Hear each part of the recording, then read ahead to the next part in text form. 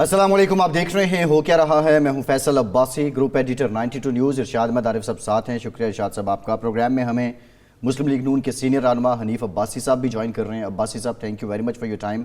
आपसे गुफ्तगू करेंगे। पाकिस्तान की मुआशी चादर इतनी सुकड़ चुकी है कि सर ढांपते हैं तो पाँव नंगे हो जाते हैं, पाँव ढांपते हैं तो सर सामने आ जाता है, और ये दिन ब दिन मज़ीद हालात ख़राब होते जा रहे हैं। कोई उम्मीद, कोई आस भी बज़ाहिर इस वक्त नज़र नहीं आ रही है। जो वादे थे, जो पाकिस्तान को ड्यू डोनेशन मिलनी थी या कर्ज़ मिलना था, उसमें भी ताअत्तुल है।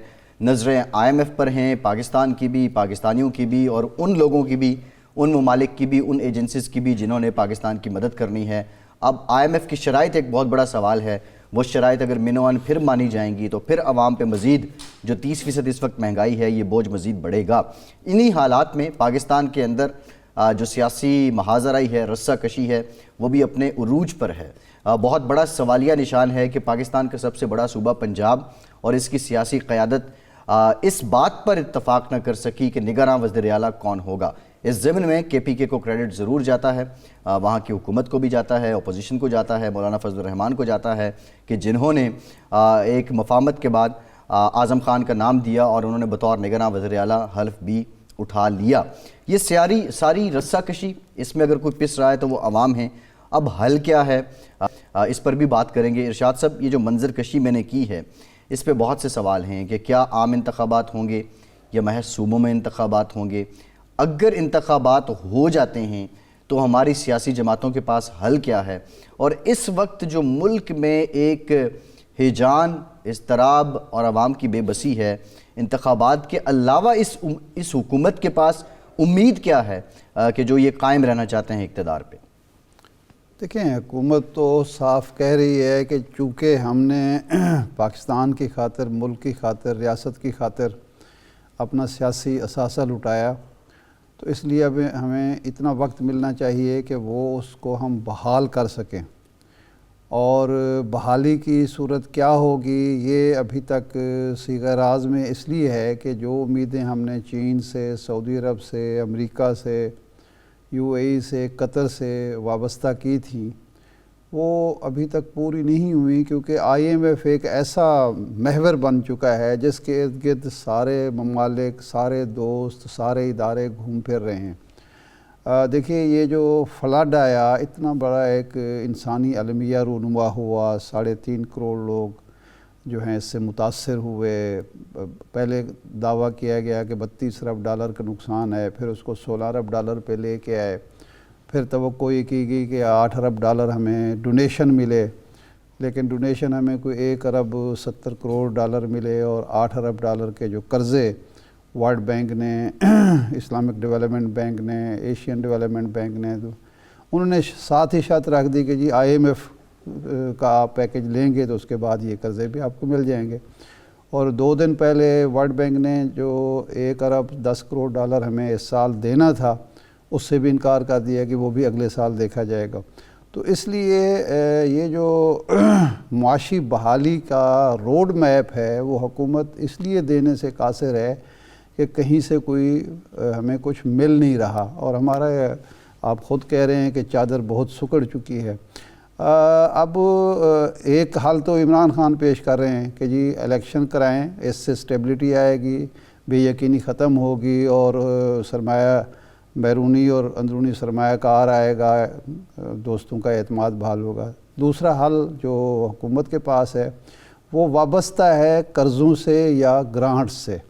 अब इसमें कितनी कामयाबी होती है, कैसे कामयाबी होती है, हमें उम्मीद दिलाते हैं जनाब इसाक डार साहब, लेकिन वो मिफ्ता इस्माइल साहब कोई ना कोई रोज़ाना एक बयान दे देते हैं या मजमून लिख देते हैं। वो सारी जो उम्मीद होती है, जो तवक्कुआत होती हैं, वो मिलियमेट कर देते हैं। लेकिन हनीफ अब्बास साहब से पूछते हैं कि अब्बास साहब, अब तो 9 महीने गुजर गए और बज़ाहिर जो है कोई नज़र नहीं आ रहा कि ये मुआशी मसला, मुआशी बहरान किस तरह से हल होगा।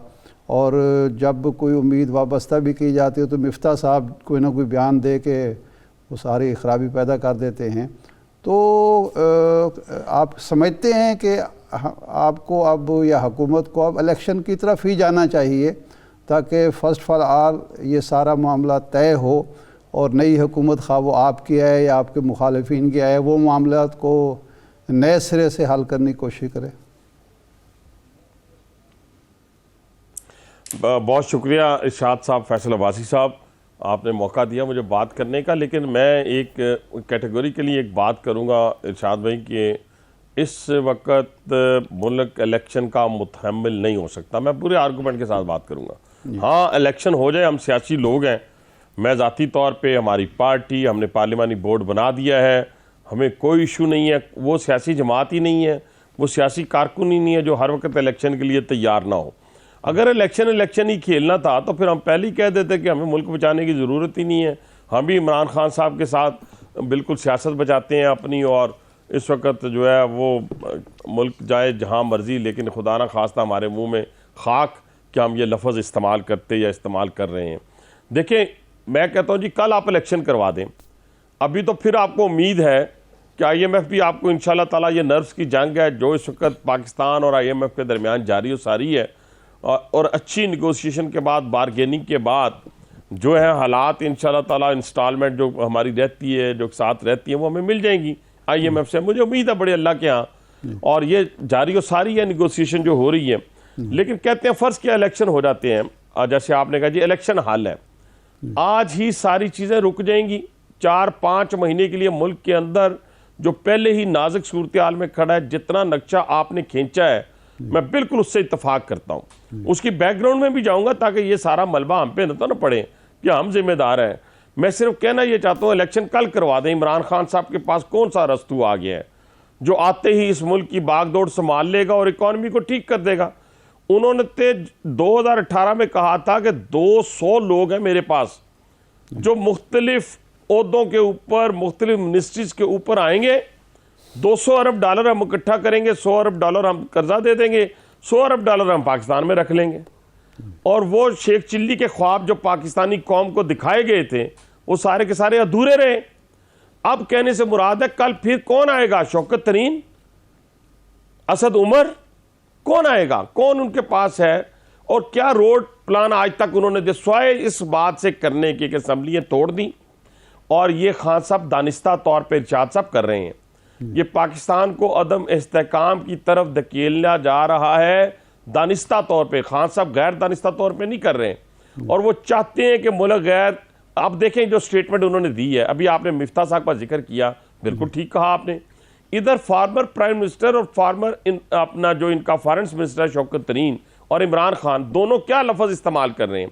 وہ کہہ رہے ہیں پاکستان ڈیفالٹ ہو چکا ہے، اور پھر ساتھ ہی کہتے ہیں کہ پاکستان میں اگر آئی ایم ایف کی ہم شرائط کو مان لیتے ہیں، جو شرائط انہوں نے ایگریمنٹ کر کے گئے ہیں، آئی ایم ایف کے ذریعے پاکستانی قوم کے ہاتھ پاؤں عمران خان باندھ کے گئے ہیں، بلکہ گلے کو دونوں ہاتھوں سے آئی ایم ایف کے دونوں ہاتھ پاکستانی قوم کے گلے پہ ہیں. کس نے رکھے ہیں؟ یہ عمران خان صاحب نے رکھے ہیں. اور پھر اوپر سے کہہ رہے ہیں کہ اگر ہم آئی ایم ایف کے پاس جائیں گے تو ان کی شرائط کو مانیں گے تو ملک میں مہنگائی اور ملک میں بے روزگاری کا طوفان آ جائے گا. اور پھر ساتھ یہ بھی کہتے ہیں کہ ہم ڈیفالٹ ہونے جا رہے ہیں. یعنی وہ ہر دو صورتوں کے اندر یہ چاہتے ہیں کہ پاکستان ڈیفالٹ ہو جائے. عباس صاحب، رات میری ایک سابق وزیر خزانہ سے بات ہو رہی تھی جس کا تحریک انصاف سے یا عمران خان سے یا کوئی تعلق نہیں ہے، جو حکمران اتحاد ہے ان میں سے کسی جماعت سے ان کا تعلق رہا ہے، سابق وزیر خزانہ ہے. انہوں نے کہا کہ جی ہم ایک ایسے بھنور میں پھنس چکے ہیں، اگر آئی ایم ایف کا پروگرام لیتے ہیں، وہ جو 9th ریویو لیتے ہیں، تب بھی مہنگائی کا ایک بہت بڑا طوفان آنے والا ہے، نہیں لیتے تب بھی معاملات ہمارے کنٹرول سے نکل جائیں گے. بات یہ ہے کہ 9 مہینے پہلے تو صورتحال یہ نہیں تھی، ہمارے ریزرو بھی زیادہ تھے، ہماری ریمیٹنسز بھی زیادہ تھیں، ہماری ایکسپورٹ بھی زیادہ تھیں، ہم پر یہ جو بوجھ تھا اس کا تجارتی خسارے کا وہ اتنا زیادہ نہیں تھا. تو اب عمران خان صاحب کو ہم ذمہ دار قرار دے سکتے ہیں، لیکن اب جو نئی شرائط جناب اسحاق ڈار صاحب نے، مفتاح صاحب نے کی، مثال کے طور پر 30 روپے انہوں نے لیوی مانی تھی پٹرول اور ڈیزل وغیرہ پہ، آپ نے اس کو 50 روپے مان لیا. بجلی کے ریٹس جس طرح سے آپ لوگ بڑھا چکے ہیں اور مزید بڑھانے جا رہے ہیں، اس کی ذمہ داری تو عمران خان پر نہیں ڈالی جا سکتی نا؟ نہیں سر، نہیں، اس طرح نہیں ہے۔ پہلی بات تو ارشاد صاحب یہ آپ ذہن میں رکھ لیں کہ سب سے بڑی غلطی جو اس مملکت خدا داد پاکستان کے ساتھ کھلواڑ کیا گیا ہے وہ 2017 میں میاں نواز شریف کی حکومت کا خاتمہ ہے۔ آپ کو بیک گراؤنڈ میں جانا پڑے گا نا، آپ کیسے بیک گراؤنڈ میں نہیں جائیں گے؟ یہ کوئی فیکٹری تو نہیں ہے، یہ کوئی دکان تو نہیں ہے کہ میں نہیں چلا سکتا فیصل چلا لے گا، میں نہیں چلا سکتا ایک فیکٹری کو ارشاد صاحب چلا لیں گے۔ یہ قومیں اور ملکوں کے مسائل جو ہوتے ہیں، یہ ایک غلطی صدیوں بھگتی جاتی ہے۔ مجھے بتائیں کہ اس وقت کیا تھا؟ کیا 24 ارب ڈالر کے جب میاں نواز شریف کو حکومت سے، میاں نواز شریف کو، شاہد صاحب کی میں بات نہیں کر رہا، میاں نواز شریف کو جب حکومت سے ہٹایا گیا وزارت عظمیٰ سے، کیا 24 ارب ڈالر کے ریزرو نہیں تھے؟ کیا انفلیشن جو تھی وہ 3-4% نہیں تھی؟ کیا پیٹرول کی قیمت 90 یا 85 نہیں تھی؟ ڈالر 110 کا نہیں تھا؟ چینی 52 روپے کی نہیں تھی؟ آٹا 35 روپے کا نہیں تھا؟ 62 بلین ڈالر کی انویسٹمنٹ پاکستان میں چائنا دے رہا تھا کہ نہیں دے رہا تھا؟ سعودی عرب موجود تھا، یو اے ای موجود تھا، امریکہ موجود تھا، یورپ موجود تھا، ٹرکی موجود تھا پاکستان کے اندر۔ تو کیا تھا کہ پاکستان میں آپ نے ایک ایسے وزیر اعظم کو جس کو کرپشن کی بنیاد پر نہیں، خدا کی قسم بیٹے سے سیلری نہ لینے کی بنیاد پر ڈسکوالیفائی کیا گیا تھا؟ وہ بعد میں پھر پاناما کی باتیں چلیں تو پھر جے آئی ٹی کے وہ رزلٹ آئے۔ میرا کہنے سے مراد یہ ہے، اس کے بعد آپ آ جائیں عمران خان کی اگر دودھ کی نہریں بہہ رہی تھیں، شہد کی نہریں بہہ رہی تھیں، تو ہمیں لوگ پکڑ کر کیوں کہتے تھے؟ جو پی ٹی آئی کے لوگ تھے، جب ہم لاہور سفر کر رہے تھے، مری جاتے تھے، تو راستے میں کسی سپاٹ پہ رکتے تھے تو لوگ ہمیں پکڑ کے کیوں کہتے تھے؟ خدا کی قسم وہ کہتے تھے کہ ہمیں اس سے جان چھڑائیں، ہمارا بیڑا غرق کر دیا اس مملکت خدا داد پاکستان کا۔ کانسٹیٹیوشنلی آئینی طور پر عمران خان کو ہٹایا گیا ارشاد صاحب۔ ہٹانے کے بعد مشکل حالات میں اس حکومت نے اپنی سیاست کو ایک طرف رکھ کر اس ملک کو بچانے کے لیے ہم نے تگ و دو کی۔ اب آ جائیں مفتاح صاحب کے اوپر۔ میں آ رہا ہوں بھائی صاحب، مفتاح صاحب کی طرف آ رہا ہوں۔ بھائی صاحب سوال یہ ہے، آج جب ہم کتاب کھولتے ہیں تو 2018 کے بعد 9 اپریل 2022 تک ہمیں ڈکلائن نظر آتا ہے، اور 9 اپریل 2022 سے لے کے آج تک ہمیں حالت مزید نیچے جاتی ہوئی دکھائی دیتی ہے۔ یہ سرکاری اعداد و شمار ہیں۔ امپورٹنٹ بات جو میں آپ سے پوچھنا چاہ رہا ہوں، سلیمان شہباز صاحب نے ٹویٹ کیا، شاہد خاقان عباسی صاحب نے ان سے وضاحت مانگی، اور وہ ٹویٹ مفتاح اسماعیل صاحب نے اپنے اوپر لیا۔ مفتاح اسماعیل صاحب کوئی بھی موقع کیوں ہاتھ سے نہیں جانے دیتے کہ جس میں وہ آپ کی جماعت کو یا آپ کی حکومت کو ٹارگٹ نہ کریں؟ اچھا بات یہ ہے فیصل، میری بات سن لیں بڑی کیٹیگوریکلی۔ ابھی جو سلمان شہباز صاحب کے حوالے سے، مفتاح کے حوالے سے سلمان صاحب نے ٹویٹ کیا ہے، میں نے آج نہیں، آج تو انہوں نے وضاحت بھی کر دی، اس وضاحت کو بھی میں اتنا اطمینان بخش نہیں سمجھتا، لیکن میں پہلے کہہ دوں، میں نے پرسوں بھی ایک ٹی وی چینل میں کہا تھا کہ ان کو یہ لفظ استعمال نہیں کرنے چاہیے تھے۔ میں نے مفتاح صاحب کے خلاف اس وقت پریس کانفرنس کی تھی جب وہ فائنانس منسٹر تھے، ٹھیک ہے سر، وہ اس لیے کی تھی کہ حالات بہت گمبھیر ہو رہے تھے، تو میں نے پریس کانفرنس کی۔ اس کے بعد پھر میں نے مفتاح صاحب کے خلاف بات کی جب انہوں نے میاں نواز شریف صاحب کی بیٹی کا ذکر کیا کہ جی بیٹی کیونکہ ڈار صاحب کے گھر ہے تو اس لیے ڈار صاحب چہیتے ہیں۔ یہ بہت بڑا ان کی طرف سے اپنے لیڈر کے گھر تک جانا، ہمارا دشمن بھی جو سیاسی دشمن ہے وہ بھی شاید اتنے حد تک نہ جاتا۔ لیکن جہاں سلمان صاحب نے بات کی میں نے اس کو کنڈیمڈ کیا۔ میں کہتا ہوں کسی کو بھی جو آج انہوں نے وضاحت کی ہے میں اس سے بھی مطمئن نہیں ہوں۔ انہوں نے کہا نہیں میں نے پی ٹی آئی کے 3 فائنانس منسٹرز کو جوکر کہا ہے، میں کہتا ہوں کہ وہ الفاظ بھی مناسب نہیں ہیں۔ ہمارے راول پنڈی میں ہمارا ایک اپوننٹ ہے جس نے مقدمات کا ڈھیر مجھ پہ کیا، 302 کے مقدمات کروائے، جس نے مجھے 9C کا مقدمہ، 6 دہشت گردی کے مقدمات کروائے۔ لوگ اسے پتہ نہیں کس نام سے پکارتے ہیں، کس نام سے پکارتے ہیں۔ میں نے نہ کبھی تقریر میں اس کا نام بگاڑا ہے، نہ کبھی ٹی وی چینل میں میں نے کبھی اس کا نام بگاڑا ہے۔ میں یہ سیاست کے اندر یہ روش ختم ہونی چاہیے۔ حالانکہ عمران خان صاحب نے کسی کا نام نہیں چھوڑا، کسی کا نام بگاڑنے میں کچھ نہیں کیا، لیکن یہاں پہ بڑی معذرت کے ساتھ ہمیں سیاست میں اس گند سے نکلنا ہوگا۔ ہم پالیسیز کے اوپر ضرور تنقید کریں، ہم یہ بھی کہیں کہ ہاں پارٹی ڈسپلن کی وہ خلاف ورزی کر رہے ہیں، اور انہیں چاہیے، دیکھیں मुशाहिद उल्लाह से बड़ा लीडर नहीं है मिफ्ता इस्माइल, वो परवेज रशीद साहब से बड़ा लीडर नहीं है। पार्टियों के अंदर रिजाइन लिए भी जाते हैं, इस्तीफे लिए भी जाते हैं, इस्तीफे दिए भी जाते हैं। आप मेरी मिसाल ले लें, मैं एडवाइजर बना, मेरे खिलाफ अदालत में गया, मुझे ना प्राइम मिनिस्टर ने रेजिग्नेशन के लिए कहा, ना डायरेक्ट ना इनडायरेक्ट। जिस दिन मेरा मेन केस इन ऑफिस हुआ, मैंने उसी दिन रेजिग्नेशन लिख के प्राइम मिनिस्टर टर्की में थे तो मैंने उन्हें व्हाट्सएप कर दिया। इसी तरह जब मुशाहिदुल्लाह साहब से डॉन लीग के हवाले से या परवेज रशीद साहब से लिया गया तो क्या उन्होंने इनकार किया? क्या उन्होंने पार्टी लीडरशिप पे तनकीद की? नहीं, ऐसे नहीं होता। ये इसी तरह अगर यही रविश आपकी रही और फिर मिफ्ता इस्माइल साहब को तो नाम ही, हम तो फिर लेवी से पोस्टर लगाने वाले कारकुन हैं, हम दरिये बिछाने वाले कारकुन हैं, हमें किसी ने सोने का चम्मच दे के कारकुन नहीं बनाया। लेकिन एक बंदे को जब जो पार्टियां भी होंगी, एक इरशाद में नुक्ता मैं क्लियर कर लूं, एक नुक्ता बस, एक नुक्ता, जो पार्टियां भी, ये मैंने अपनी पार्टी लीडरशिप को भी कहा है, जो पार्टियां भी पैराशूटर जो पैसे के बल बूते पे आएंगे वो आपको डिच करेंगे एक मौके के ऊपर आकर। अभी भी संभल जाएं, हमें अपने ग्रास रूट से कारकुनान को उठाना चाहिए और उनको प्रमोट करना चाहिए।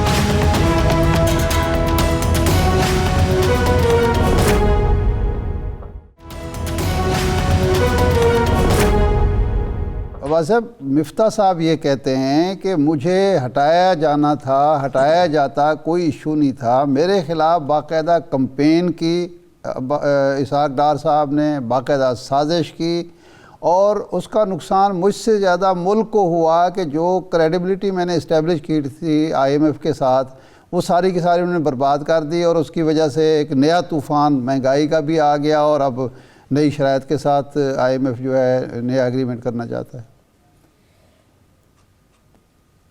ये बिल्कुल बात गलत है मिफ्ता साहब की। मैंने जिस दिन प्रेस कॉन्फ्रेंस की थी, फिर मैं अल्लाह को हाज़िर नाज़िर जानकर कहता हूं, मुझे तो इसहाक डार साहब ने नहीं कहा था, मुझे तो प्राइम मिनिस्टर ने नहीं कहा था, मुझे तो किसी और, मैं किसी के कहने पे एक पॉलिटिकल वर्कर हूं। मैंने अल्हम्दुलिल्लाह मैंने बहुत सारी कीमत अदा की है अपनी सियासत की, बड़ी कीमत मैंने अदा की है, मैं यहाँ रोना पीटना नहीं चाहता। लेकिन इरशाद साहब ये बिल्कुल बात गलत है। हर बंदे ने, मैंने अगर प्रेस कॉन्फ्रेंस की थी, मैंने उनके स्टेटमेंट दी थी तो इसीलिए दी थी कि हालात ख़राब हो रहे थे, संभले नहीं जा रहे थे, और आज भी संभले नहीं जा रहे। लेकिन मैं सिर्फ गुजारिश ये करना चाहता हूँ कि इसहाक डार साहब के तजर्बे में और मिफ्ता साहब के तजर्बे में ज़मीन आसमान का फ़र्क है। मुझे आज भी वज़ीर आज़म पाकिस्तान मियाँ शहबाज शरीफ साहब की शबाना रोज़ मेहनत पे कोई शक नहीं है, मुझे इसहाक डार साहब की काबिलियत पे आज भी कोई शक नहीं है।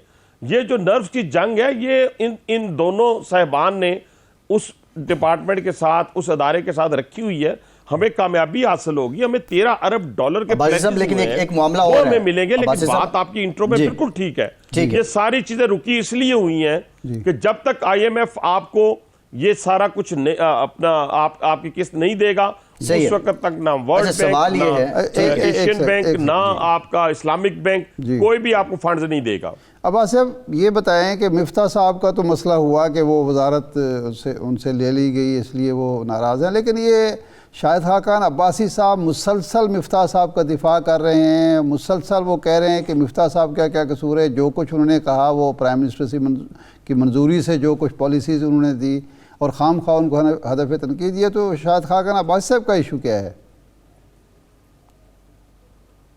देखिए, पहली बात तो यह है, शाहिद खाकान अब्बासी साहब पार्टी के बहुत सीनियर लीडरान में से हैं और 35-37 साल की उनकी पार्टी के साथ एफिलिएशन है, उन्होंने वजाहत भी कर दी है।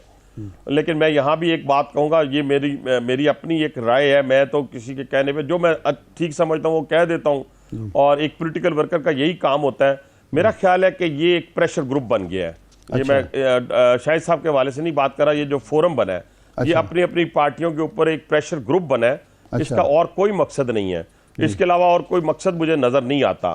देखिए ना, अगर आपके पास कोई हल है इस वक्त मुल्क को ठीक करने का, तो शाहिद खाकान अब्बासी साहब पार्टी के वो सीनियर तरीन लीडर हैं जिनकी रसाई मियाँ नवाज शरीफ तक है, मियाँ शहबाज शरीफ तक है, और हर जगह के ऊपर अपना वो पॉइंट ऑफ व्यू दे सकते हैं अपनी पार्टी में बैठ के।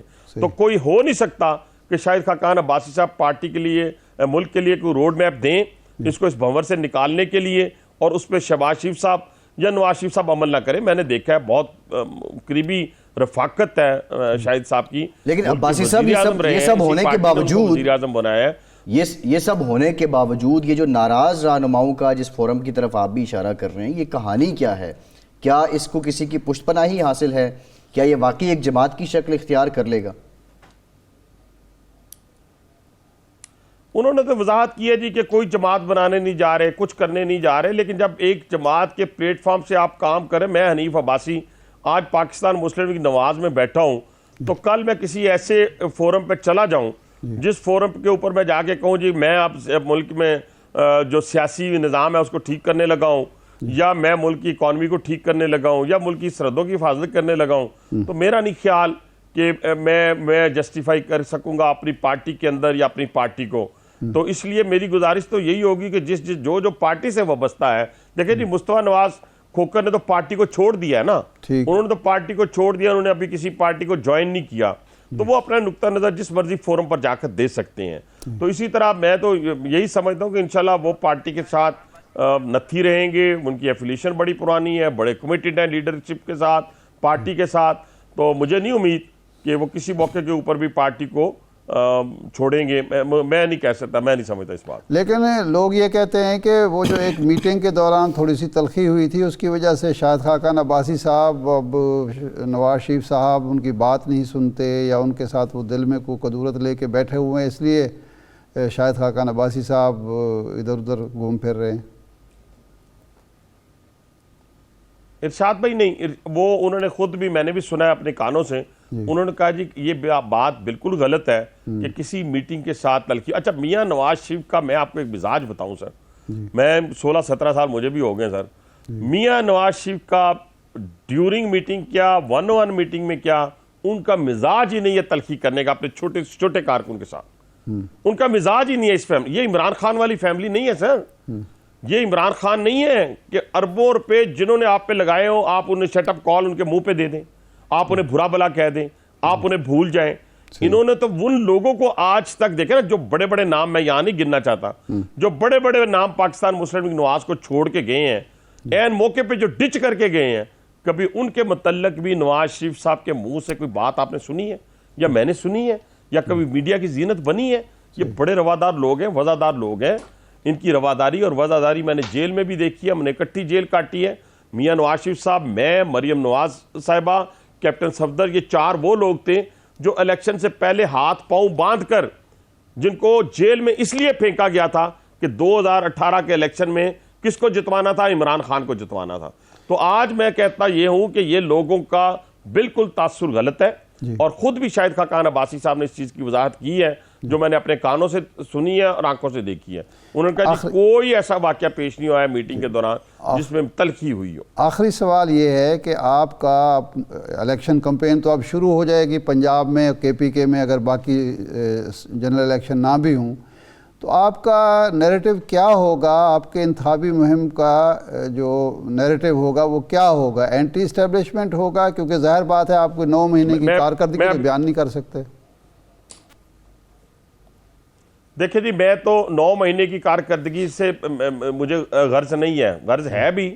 ہم انشاءاللہ تعالیٰ سمجھ رہے ہیں کہ یہ جو 4-5 مہینے اور ہمیں ملیں گے، ان 5-6 مہینوں کے اندر ہم انشاءاللہ تعالیٰ ملک کی یہ جو بھور میں پھنسی ہوئی کشتی ہے اس کو پار لگائیں گے، یہ مجھے امید ہے.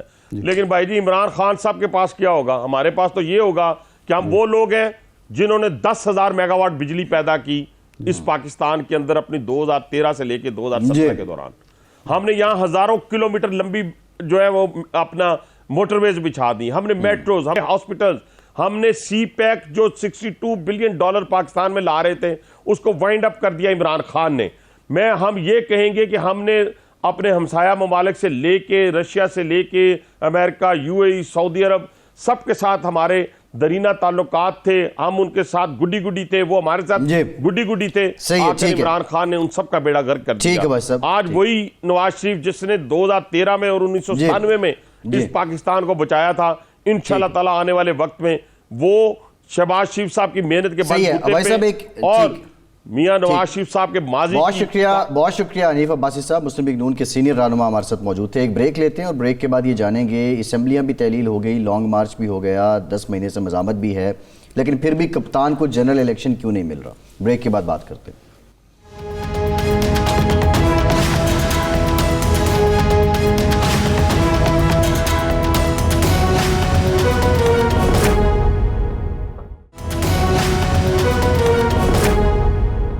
بریک کے بعد ایک بار پھر سے آپ کا خیر مقدم کرتے ہیں. ہمیں جوائن کیا ہے پاکستان تحریک انصاف کے سینئر رہنما اور قومی اسمبلی میں چیف ویب بھی رہے عامر ڈوگر صاحب. بہت شکریہ عامر صاحب آپ کے وقت کا. عامر صاحب اسمبلیاں آپ نے تحلیل کر دیں, کے پی میں بھی, پنجاب میں بھی, لانگ مارچ بھی آپ نے کیا, مزاحمت بھی آپ نے کی, لیکن یہ سب کچھ ہونے کے باوجود آپ کو جنرل الیکشن نہیں مل سکا.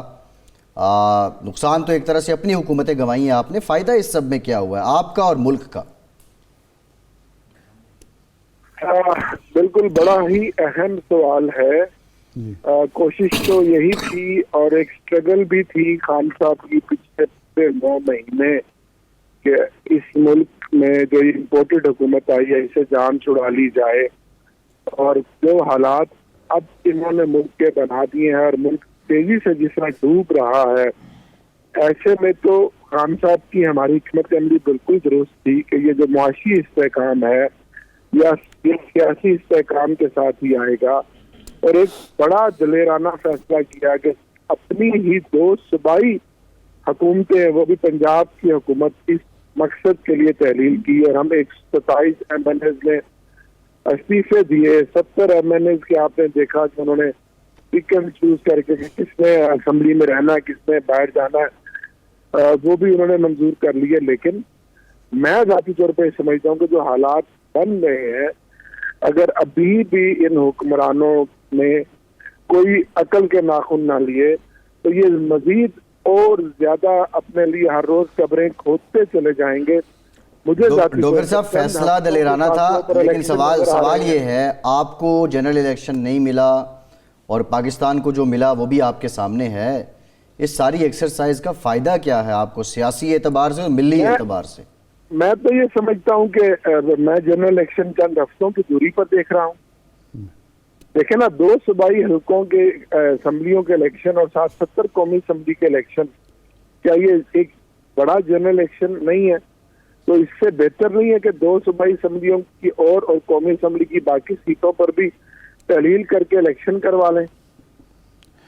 ڈوگر صاحب بات یہ ہے کہ یہ جو 2 اسمبلیوں کا معاملہ ہے, ابھی تک الیکشن کمیشن نے نہ کے پی کے نہ پنجاب کے انتخابات کی تاریخ دی ہے.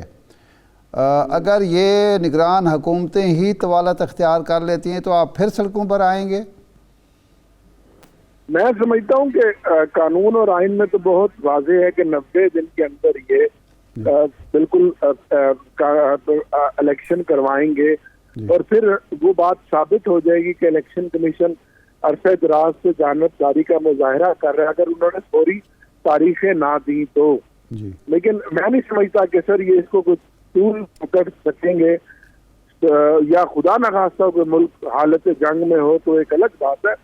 لیکن جو عذر وہ بیان کرنا چاہ رہے ہیں, جو ہوم ورک وہ بنا رہے ہیں, یا جو گراؤنڈ وہ بنانا چاہتے ہیں, اس کے نتیجے میں یہ الیکشن جو ہے یہ آگے نہیں جا سکتے. یہ 90 دن کے اندر کرانے پڑیں گے, ورنہ پھر سڑکیں بھی ہیں, اور سڑکوں پر تو ہم پچھلے 9 مہینے سے ہیں, اور باقی جو ہماری قانونی جنگ ہے, عدالت کا دروازہ بھی ہم کھڑکائیں گے. جی اچھا, کے پی کے میں تو اتفاق رائے ہو گیا, پنجاب میں نہیں ہوا اور الیکشن کمیشن میں معاملہ اب چلا گیا ہے. الیکشن کمیشن کی طرف سے اگر کوئی ایسا وزیر اعلیٰ نامزد ہوتا ہے جو آپ کے لیے قابل قبول نہیں ہے, تو اس صورت میں آپ کیا کریں گے؟ پھر الیکشن کمیشن بھی آپ کے خلاف ہوگا اور نگران وزیر اعلیٰ بھی آپ کے خلاف ہوگا, تو آپ کے لیے تو بڑے مسائل پیدا ہو جائیں گے. یقیناً دیکھیں, کے پی کے حکومت نے بڑے پن کا مظاہرہ کیا, اپوزیشن نے ایک اچھا نام دیا اور ہم نے قبول کر لیا. آپ خود اپنے دل پہ ہاتھ رکھ لیں, آہت چیمے کا یا محسن نقوی کا نام دینے کا مطلب ہے یہ تو مذاق ہے. ڈاکٹر صاحب آپ سے بھی ایک غلطی تو ہوئی نا, آپ نے ناصر سعید کھوسہ صاحب کا نام ان سے پوچھے بغیر دے دیا, انہوں نے معذرت کر لی. ایک حاضر سروس بیوروکریٹ کا نام دے دیا, ظاہر بات ہے اس میں اس کی اپنی کمپلیکیشنز ہیں. تو آپ بھی تو سوچ سمجھ کے اگر ایسا نام دیتے جس طرح ادھر اپوزیشن نے اعظم خان کا دیا, تو عین ممکن ہے یہاں بھی اتفاق رائے ہو جاتا. ہاں, آپ میں کسی حد تک صداقت ہے, لیکن اب محسن نقوی یا آہت چیمے کا وزیر اعلیٰ بن جانا تو اس قوم کے ساتھ اس الیکشن کی شفافیت کے سارے عمل پہ गहरा सवालिया निशान बन जाएगा। उस इलेक्शन को मानेगा कौन? डोगर साहब, वो तो फिर मोहसिन नकवी की बजाय शर्जील मेमल या फरियाल तालपुर को डोगर साहब, अब सवाल ये है, देखें आप पे जो इस वक्त इल्ज़ाम लग रहा है कि आप इलेक्शन कमीशन पे आपको पहले से एतमाद नहीं है। 2 साल आपने ग्राउंड बनाया इलेक्शन कमीशन को मुतनाज़ बनाने के लिए, आपके मुखालिफिन इल्ज़ाम लगा रहे हैं। दूसरा, अब अगर पंजाब का वज़ीर आला अपोजिशन का नॉमिनी आ जाता है तो आप फिर वही ग्राउंड बनाना चाहते हैं 2013 में जो आपने 35 पंक्चर वाली कहानी बनाई थी और बाद में खान साहब ने उस पर भी यू टर्न ले लिया था, ताकि अगर नताइज आपकी मर्जी के ना आए। तो इस इल्ज़ाम के जवाब में क्या कहेंगे? नहीं बनाना चाहते ना हम अपनी नताइज मर्जी के लेना चाहते। हमने KPK में एक बड़ेपन का मुजाहरा किया, एक अच्छा नाम अपोजिशन ने दिया, हमने कबूल कर लिया। हमने तो खुद अपनी असम्बलियां तहरील की हैं जिनके 7-7 महीने बकाया थे। यहाँ भी अगर अपोजिशन के पास इन 2 नामों के अलावा कोई अच्छा नाम होता तो हम जरूर कबूल कर लेते। हम तो इलेक्शन चाहते हैं और साफ शफाफ इलेक्शन चाहते हैं। हम तो आगे चाहते हैं, हम तो उसमें तातुल या उसमें रुकावट तो नहीं चाहते। अच्छा, नहीं, अगर इलेक्शन कमीशन फैसला कर देता है, ज़ाहिर है उसका फैसला तो हतमी होगा, तो आप अदालत का रुख करेंगे या आप मान लेंगे? अगर इलेक्शन कमीशन मोहसिन नकवी या आज चीमा को बनाते हैं तो आप खुद देखें ना, आप इफ्तिखार आरिफ साहब खुद एक बहुत माशाल्लाह समझदार, सीनियर और बड़े मंझे हुए और बड़े बैलेंस साफी हैं। आपका तज़किया मैं सुनता हूँ, आपने हमेशा मुल्क को कौम की और बेहतरी की और भलाई की बात कर रही है। तो क्या इनके निगरान वज़ीर आला के बनने के बाद आप समझते हैं कि पंजाब में इलेक्शन साफ शफाफ हो जाएगा? नहीं, वो तो आप कहते हैं कि चीफ इलेक्शन कमिश्नर के होते हुए भी नहीं हो सकता। अभी इमरान खान साहब ने जो जीते वहां पे आपने कबूल कर लिया, कराची में हारे वहां पे आपने कहा धांधली हुई, बल्दियाती इंतखाब अब कराची में हारे आपने कहा धांधली हुई। सर, चीफ इलेक्शन कमिश्नर तो लग गया ना, लेकिन वो तो एक बहुत टॉप पे बैठा है ना। ये तो बिल्कुल पंजाब का जो वज़ीर आला होगा उसने हर जिले के अंदर इस्लामी फैसले करने हैं, उसमें माली फैसले करने हैं, उसमें और बहुत सारे करने हैं।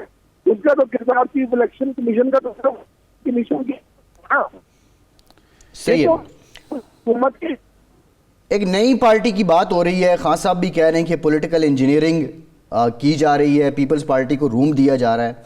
मुल्तान में जो इलेक्शन हुआ, ज़िमनी इलेक्शन, उसमें आपकी जमात को, शाह महमूद कुरैशी साहब की साहबजादी को शिकस्त हुई, अली मूसा गिलानी साहब वहाँ से फतह याब हुए। और बात भी ये हो रही है कि अब की बार भी जो ज़्यादा ज़मीर जागेंगे वो पहले जनूबी पंजाब से ही जागेंगे। तो कोई ख़दशा है आपको इस बात का कि वाकई पॉलिटिकल इंजीनियरिंग हो रही है और नई जमात कोई बन रही है? लेकिन नई जमात का बनना इस लेवल पे कि बड़े कम वक्त में वो कोई ग्रो भी कर जाएगी, मैं नहीं समझता कि कोई कोशिश ऐसी कामयाब होगी। मैं समझता हूँ जिन लोगों ने अपनी अपनी फील्डिंग सेट करनी थी कर ली, जो लोग जहाँ ठहरने थे, जिन्होंने आगे मुस्तकबिल की अपनी पॉलिटिकल अलाइनमेंट करनी थी, तकरीबन कर ली। और आपने देखा 186 का जब नंबर हमने पूरा किया, किस तरह का प्रेशर उन MPs पे और उन स्पेशल सीट के MPs पर नहीं आया। मैं सलाम पेश करता हूँ कि उन्होंने पैसों को भी ठुकराया और वो तमाम जो कुव्वतें जो टेलीफोन करती हैं, डराती हैं, हरास करती हैं, हर तरह का प्रेशर उन्होंने बर्दाश्त किया। तो लोगों में शऊर बड़ा आ गया। स्पेशली 8-9 महीनों में लोग हर बंदा पब्लिक के प्रेशर से, पब्लिक के जो पब्लिक से खौफजदा है।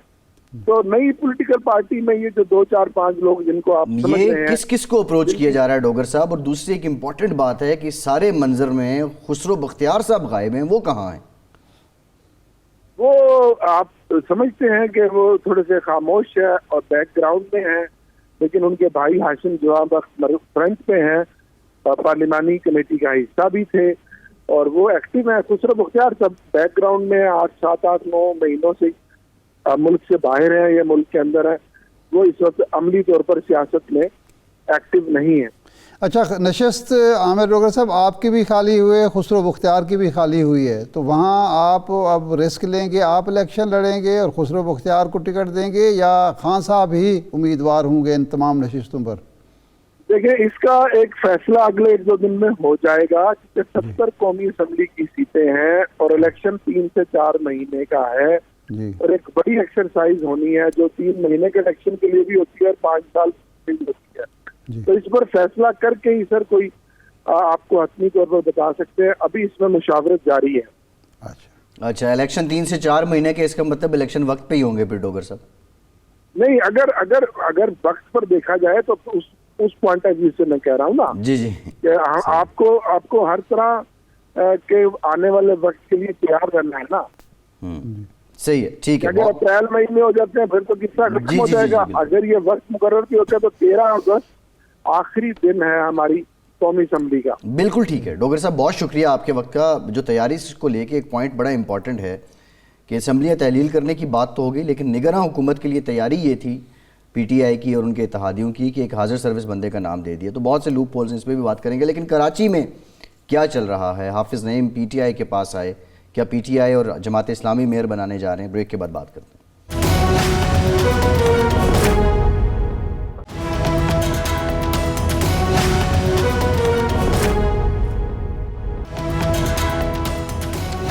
بریک کے بعد ایک بار پھر سے آپ کا خیر مقدم کرتے ہیں. پاکستان کے سب سے بڑے شہر کراچی، اس کا میئر کون ہوگا، یہ سب کی نظریں اسی پر ہیں. اب جو معاملہ ہے انتخابی نتائج کا، جماعت اسلامی ابھی بھی اپنے تحفظات برقرار رکھے ہوئے ہے.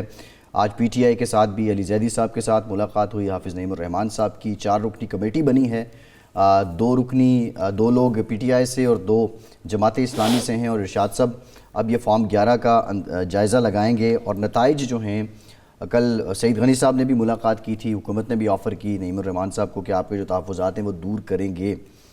آپ کو یہ نقشہ کیا اب نظر آ رہا ہے؟ بظاہر تو حافظ نعیم الرحمان ہی ایک سٹرونگ کینڈیڈیٹ لگتے ہیں، لیکن وہ پی ٹی آئی کے تعاون سے میئر بنیں گے یا پیپلز پارٹی کے تعاون سے بنیں گے، یا کراچی کو 2 ڈویژنز میں تقسیم کرنے کی جو بات ہو رہی ہے اس کی طرف جایا جائے گا؟ دیکھیں 2 چیزیں ہیں. اگر تو جماعت اسلامی نے فیصلہ کیا پورے پاکستان کے پس منظر میں، تناظر میں، تو پھر وہ نیچرل الائی بنتے ہیں پی ٹی آئی کے بطور اپوزیشن کے. اور خاص طور پر کراچی سے اور سے باہر تو پیپلز پارٹی کے ساتھ ان کے لیے مسائل ہیں، کیونکہ پھر مقابلہ ہی ہے.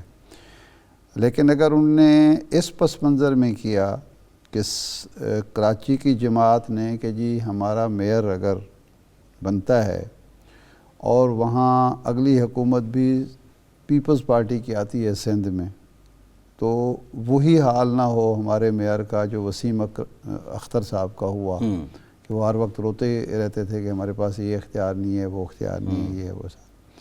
تو اس لیے اب فیصلہ جماعت نے کرنا ہے کہ پاکستان کی سطح پہ فیصلہ کرنا ہے کہ یا کراچی کی سطح پہ فیصلہ کرنا ہے. ایک تو اس کا پہلو یہ ہے. دوسرا اس کا پہلو یہ ہے کہ یہ الیکشن جو ہوئے بلدیاتی اور جس طرح کی شکایات سامنے آئیں، اس سے نہ الیکشن کمیشن کی نیک نامی میں کوئی اضافہ ہوا، نہ سندھ حکومت کی. اور اس سے بعض لوگ خدشہ میں اور اندیشہ محسوس کر رہے ہیں کہ کیا اگلے جنرل الیکشن یا کے پی کے اور پنجاب کے الیکشن بھی ایسے ہی الیکشن ہوں گے کہ جس میں انتظامیہ، بیوروکریسی اور پولیس اور دوسرے جو ہیں سویلین ادارے وہ استعمال ہو رہے ہوں ایک پارٹی کو جتوانے کے لیے. تو یہ تو کوئی اچھا سرٹیفکیٹ نہیں ہوگا. کراچی میں ہمیشہ سے یہ ضرورت محسوس کی گئی ہے کہ کراچی پاکستان ہے اور پاکستان کا معاشی ہب ہے. کراچی میں خواہ وہ جنرل الیکشن ہو، قومی اسمبلی، صوبائی اسمبلی کے انتخابات ہوں یا بلدیاتی، فیئر اینڈ فری ہونے چاہیے. کیونکہ جب آپ گڑبڑ کرتے ہیں تو کراچی کے امن کو، کراچی کی سلامتی کو اور کراچی کا جو امپیکٹ ہے معاشی پر، اس کو داؤ پر لگا دیتے ہیں. کراچی آپ کا ایک فیس ہے دنیا کے سامنے. بالکل ٹھیک ہے.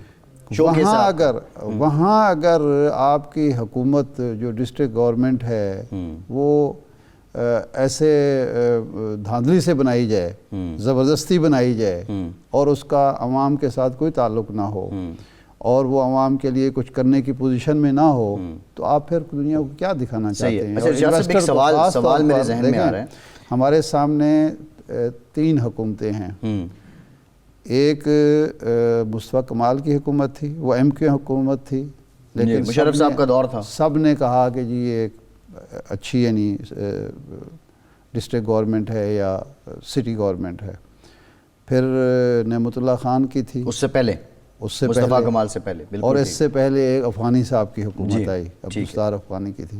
تو اب تک کراچی کے لوگ یاد کرتے پھر ہیں. وسیم اختر صاحب کی حکومت تھی، وسیم 4 اختر سال صاحب گزر کی گئے، تھی، 4 سال گزر گئے، رونا ہی روتے رہے وہ کہ جی میرے پاس اختیار نہیں ہے، میں یہ نہیں کر سکتا، میں وہ نہیں کر سکتا.